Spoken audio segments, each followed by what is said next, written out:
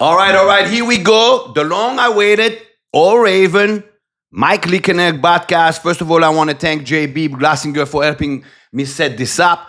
I have no idea what I'm doing. I just hooked up everything. So if this podcast is a completely failure, we'll count it as a trial and error. All right, so here we go. First podcast today is going to be why Mike Lee Kanarek does not teach Krav Maga. The net podcast. I know how to say podcast, but I like podcast better.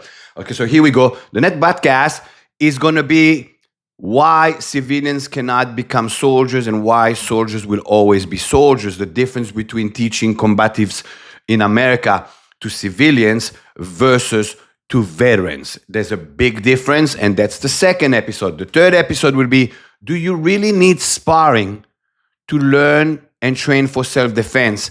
And there will be the following one. So today is about why Mike Lee Kanarek does not teach Krav Maga. Okay, so before I go into that, I need to go into the rise and fall, what I call the rise and fall of Krav Maga in America, and why I personally decided not to teach Krav Maga then, and why specifically I don't want to teach Krav Maga now. Okay, so here we go. Krav Maga came to America through Krav Maga Worldwide with a gentleman named Darren Levine. He gets the credit for bringing Krav Maga to America.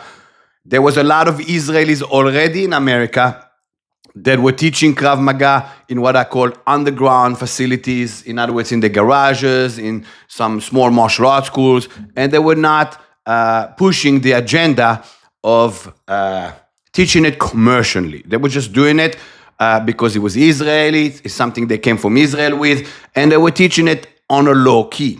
Comes Darren Levine, trademarks Krav Maga Worldwide is held out of Los Angeles, and Krav Maga becomes a sensation in America. Why? It filled up a gap into the martial arts industry. Okay, in martial arts, you have traditional martial arts, taekwondo, karate, kung fu, blah, blah, blah. You have sport martial arts, kickboxing, Muay Thai, MMA, blah, blah, blah. And there comes reality fighting. Okay, reality fighting was an empty spot in America. With Krav Maga coming in, it filled in that spot. The problem with that is where it went and how it developed. Now, when I say the problem with that, to some people, that's not a problem because a lot of people made a lot of money. Commercializing Krav Maga became when Krav Maga Worldwide, the people that brought Krav Maga to America, started doing certification to the martial arts industry. That certification at that time was considered extremely expensive. The licensing for it was considered very expensive, but people wanted to fill in the gap. So there is where Krav Maga in America actually started falling down. On a money level, they made money. Krav Maga Worldwide made lots of money with the certifications. I know that because I ended up doing certifications. And they made a ton of money with the licensing fee because they're the world holder of the Krav Maga trademark in America. The problem was people came to get certified and brought it back to their karate schools or their McDojo schools or their taekwondo belt factories. And what would happen is they went to California, they got a beating because they got to go through stress and aggression drills that we all go through in Israel. And the instructors got a beating, came back, could teach up to, I don't fucking remember, yellow, orange belt, and then they had to go again, level 2, level 3, level 4, blah, blah, blah. I didn't do my certification like that. I did it completely differently. And so basically, a karate guy, taekwondo guy, kung fu guy that never was in a real fight in his life, never had violence part of his landscape of growing up, so to speak. All of a sudden, the guy that was doing haya is doing gun disarms, and he's a tough guy in his school because the clientele in his school is soft targets, commercialized, McDojo, fucking martial artists, okay? So that was the downfall. Yes, they pushed it out of the pipe commercially wise and marketing wise and brand wise. Krav Maga Worldwide actually did a great job branding Krav Maga in America. All of a sudden, Krav Maga was everywhere. Then you had Jennifer Lopez in the movie Enough, and she did Krav Maga. So they did a great job branding it, and all of a sudden everybody knew about Krav Maga. However, the problem was who was doing Krav Maga. And since then, if you look at Krav Maga schools in America, it's a bunch of fucking people that think they're tough and they're not tough. And what happens is, and I've seen it because I'm in that industry, what happens is you got all these fucking people that are in commercials Krav Maga. And I'm going to say this, okay, so nobody says, oh, he's just bad mouthing Krav Maga. 95% of Krav Maga in America is bullshit. 5% is good, and I'm going to talk about that in the last 2 minutes of this podcast, okay? So, but for that 95%, what happens is you got all this karate guy, taekwondo guy, blah, blah, blah. They get certified, they start teaching their school, and it doesn't fit the clientele because the clientele is soft. So what they start doing, they're starting to diluting it, and it becomes total bullshit. That's number one. Number two, Krav Maga worldwide fell because what happened is the trademark fell apart. Darren Levine or Krav Maga worldwide no longer holds the Krav Maga trademark because somebody challenged it. I'm not getting into that. That's not my fucking issues. And then even within Krav Maga worldwide, they're split. And they become Krav Maga Alliance, Krav Maga this, Krav Maga Alpha Krav Maga. And all of a sudden there was 15th Krav Maga organization. And that's the fucking problem. Because in America, the karate schools, and I know that I was a taekwondo school, commercial taekwondo school, long time ago in Western, and I picked at about 400, 500 students. And when I say 400, 500 students, I count the taekwondo students, and I had 100 students doing kickboxing and combat fitness. So like on a commercial level, I had 400 taekwondo students. And until today, a lot of my students are still in contact with me from Western. But I know it works with commercial taekwondo karate. They jump from one organization to the other. When a guy owns the school, and all of a sudden he don't like the grandmaster, what he's doing, oh, you know what, I'm going to jump to that organization. And while I jump to the organization, I was a 4th degree black belt. Now, by me joining over there, they're going to send me in the mail a 5th degree black belt. And now all of a sudden, you fucking going from this organization to this organization. And that's exactly what happened in America. All of a sudden, people were no longer doing Krav Maga worldwide because they were fed up with the fucking licensing fees that were astronomically expensive. And then they jumped into that organization and that organization. And all of a sudden, people start realizing, well, it's a free-for-all, so I'm going to fucking make my own organization. I trained with that guy for fucking 10 years and he raped me money-wise, so I'm going to do my own. And all of a sudden, you got a lot of people that are not qualified to lead organizations of Krav Maga.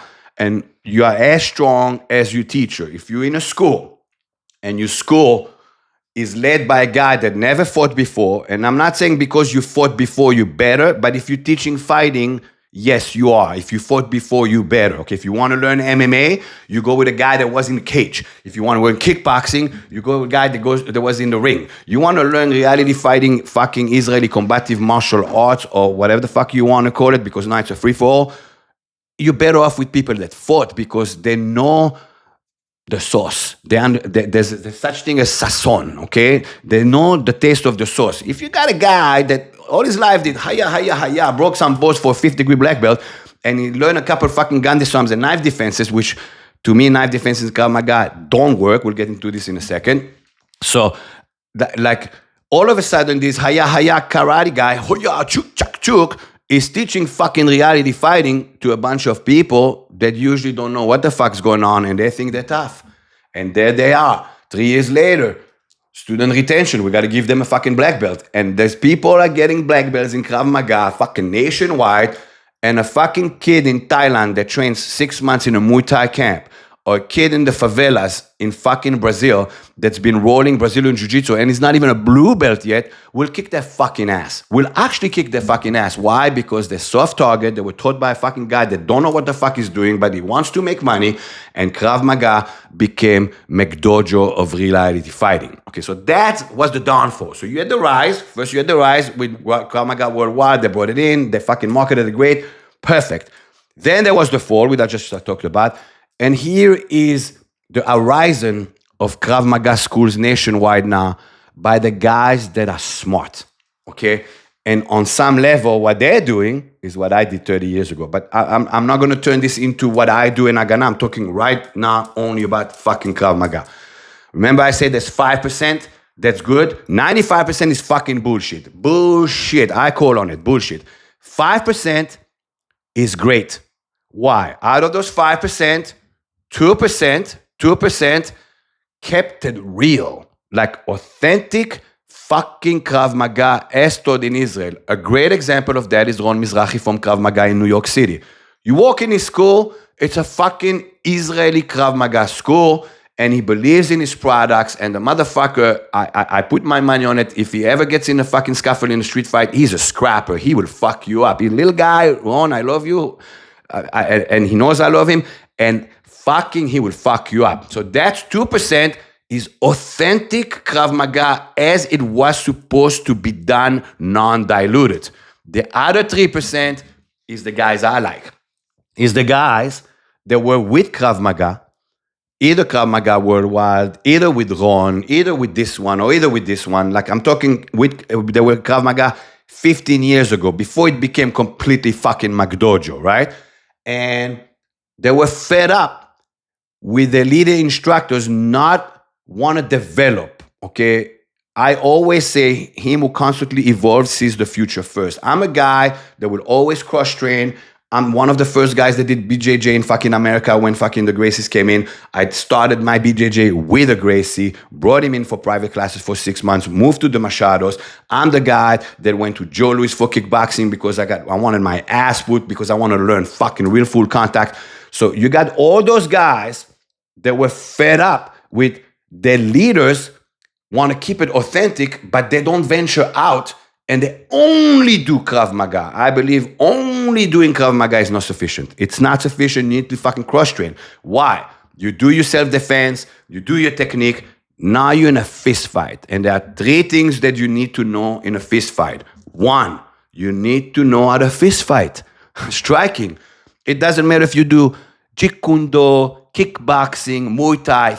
Find a really good fucking teacher that knows what the fuck he's doing to supplement your fucking Krav Maga. And that's what a lot of them are doing. They're doing kickboxing with MMA fighters. They're bringing in wrestlers to do clinch boxing and dirty boxing. They're the future. They're the future. I had that future 30 years ago, but that's beside the point. Again, it's not about Agana. So 1, you need to know how to fist fight. 2, you need to know how to survive the ground. If you've never cross-trained in Sambo, BJJ, Kachakan wrestling, whatever grappling it is, if you've never cross-trained and a grappler takes you to the ground, you are now food to the shark in the deep water. Don't do that. You need to cross-train.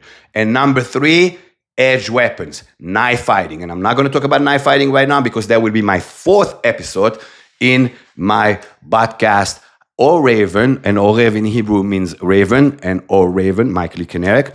And that's it for today, guys. 13 minutes. Every time I will do a podcast, it will be exactly 13 minutes. I will never hold back. I will always say what I think. That's who I am. Sometimes you'll hear the word motherfucker. Sometimes you won't. See you guys at the next podcast, which will be a soldier will always be a soldier, and why civilians cannot become soldiers no matter what. How to find a true reality fighting instructor in America. Have a good one, everybody. Mike Lee Kanarek.